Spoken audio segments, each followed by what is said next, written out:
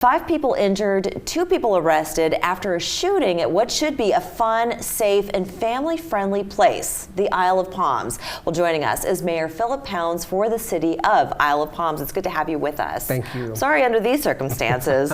You know, we were talking about this earlier. We had wanted you to come here much sooner than this, right. and then all of this erupted. So from your standpoint, is this just the world that we're living in now? I think, unfortunately, it probably is. You know, our public safety folks were proactive and knew this was coming, and we had folks on the beach before this event happened, because the crowd had already started gathering a little bit, and you know, then there were fights breaking out, and our folks were right there to take care of it. Yeah. And you know, as much as you plan, as much as you think you're prepared, I mean, you just can't prepare for something like this. So you say this is more or less an advertised gathering of high schoolers ahead of spring break. That's right. To come gather and have a good time, yeah. You would assume, and then gunfire rings out. Yeah. So your quote of bringing the sunscreen, the gun, and the ammo, that's not what summertime should be. And of course, we want to get into all of that because IOP, a very popular place for a lot of people locally and from afar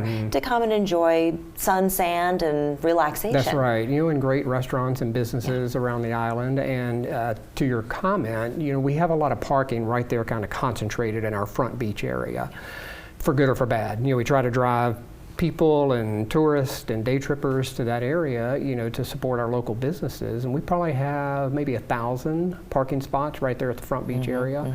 You know, that kind of comes back to bite you sometimes, like when you have an event like this. But there was parking all over the place on this particular day. It was past Friday. So.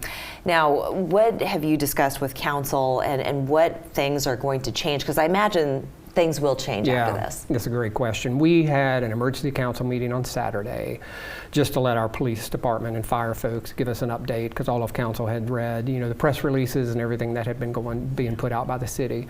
And then we will have a debrief tomorrow, is our first debrief with our public safety folks, and I'm sure there will be multiples after that.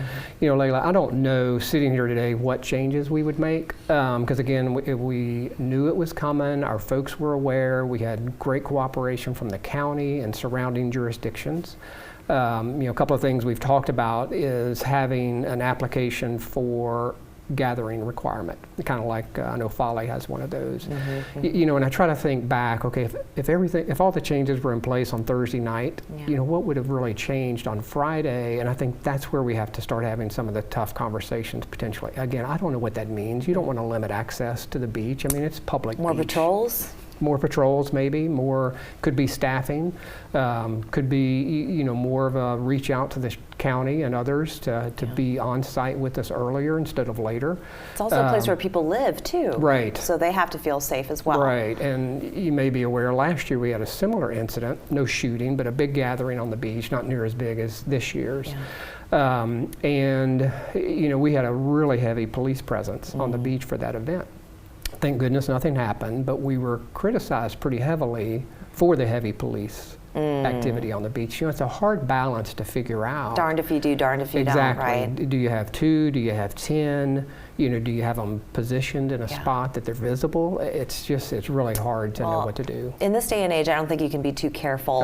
But wanting to move along to traffic issues, also emergency response. So because there was so much traffic on the causeway, there was a little bit of an issue of emergency response getting to the beach. But just people wanting to get there, stake their claim on the beach and have a day on IOP, what's going to change? What are we seeing as far as the bridge that brings you out of Mount Pleasant to IOP? So, you know, on Friday, late afternoon, evening, I mean, we probably had 50 public safety folks coming from all jurisdictions around the Tri-County area.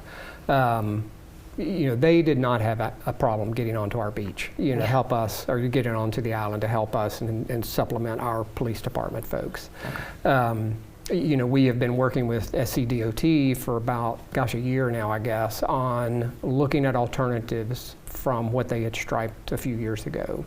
So there was a public comment period earlier this year, and we've got those results back. We're actually talking about it at a council meeting tonight.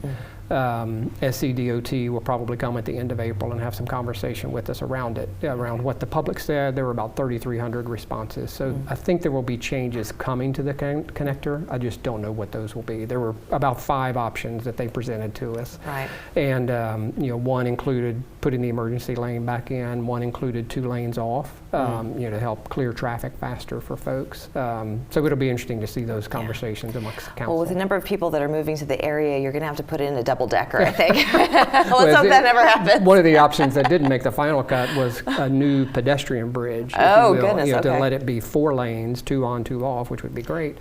But to build another bridge is pretty expensive. So it certainly is. The final cut. We'll look forward to seeing what comes out of those meetings. I want to thank you so much, Mayor, for joining us. And for people who are wanting to go and wanting to feel safe, what is your advice to them? Well, and similar advice to residents, that I was asked over the weekend. I just really cannot tell you how proud I was of our public safety folks and their response and the coordination of efforts from all Tri-County area. We've got a great police team. I mean, 2 of our staff were running straight for the shooter, to take care of situation immediately.